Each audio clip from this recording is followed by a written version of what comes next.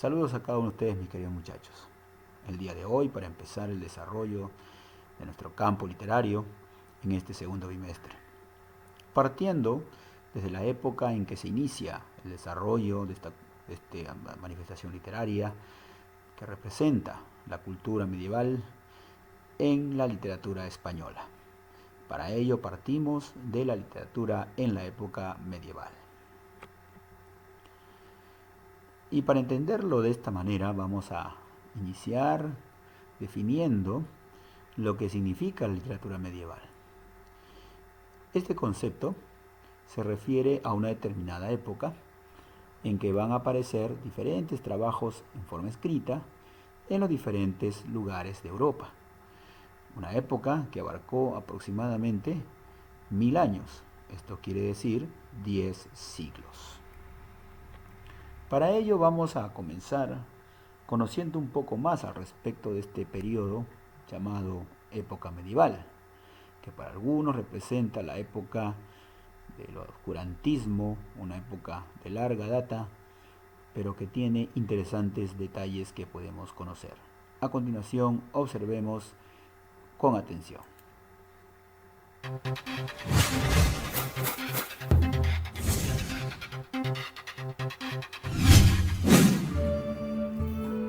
La época medieval, también conocida como el medievo o como la vemos aquí, la Edad Media, es el periodo histórico comprendido aproximadamente entre los siglos V y XV.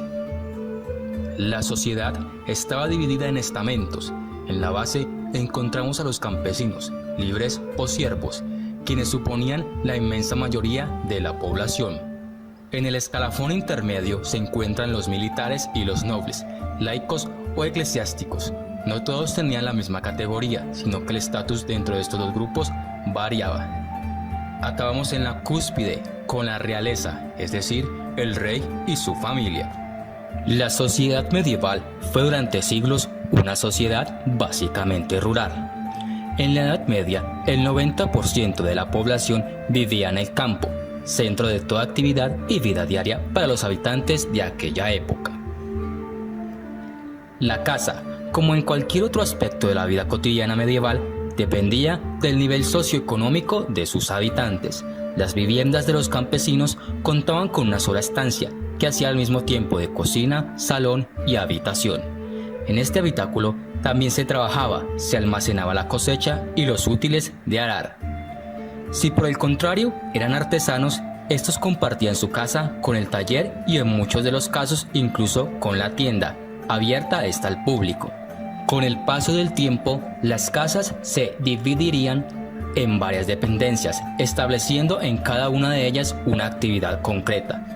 En el otro espacio, el urbano, las casas se convierten en reflejo del poder de las personas, demostrado por medio de la fachada.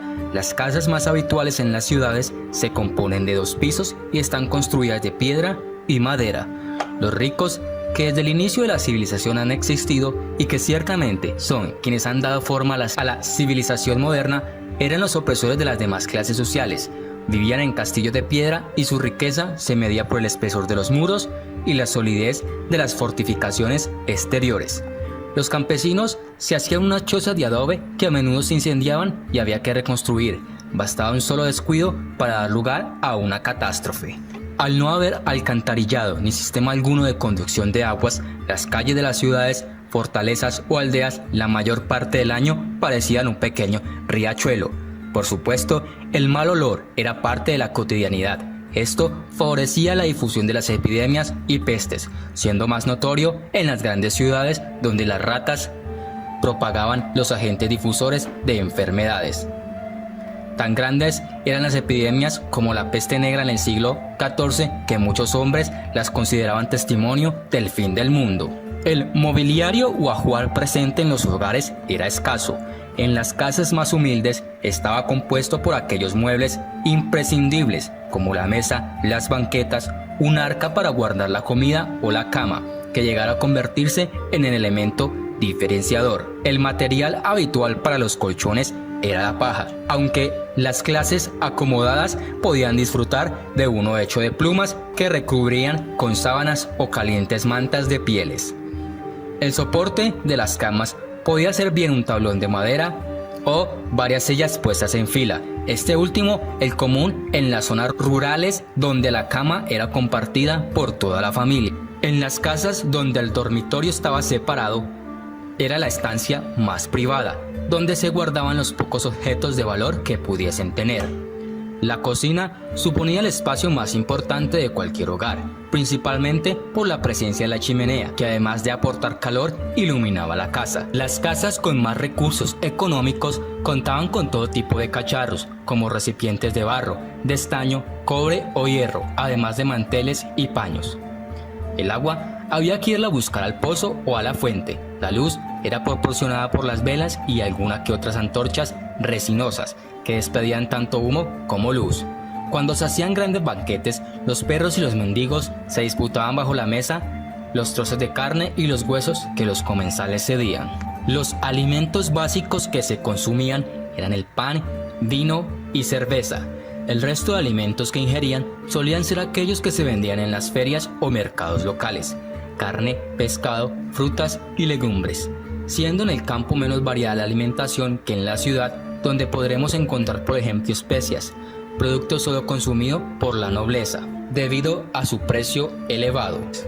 La comida más importante del día en la Edad Media era la cena, cuando por ejemplo los privilegiados hacían mayor ostentación de sus bienes con grandes comilonas en las que, como indica un estudio reciente, podrían llegar a ingerir hasta 3000 calorías.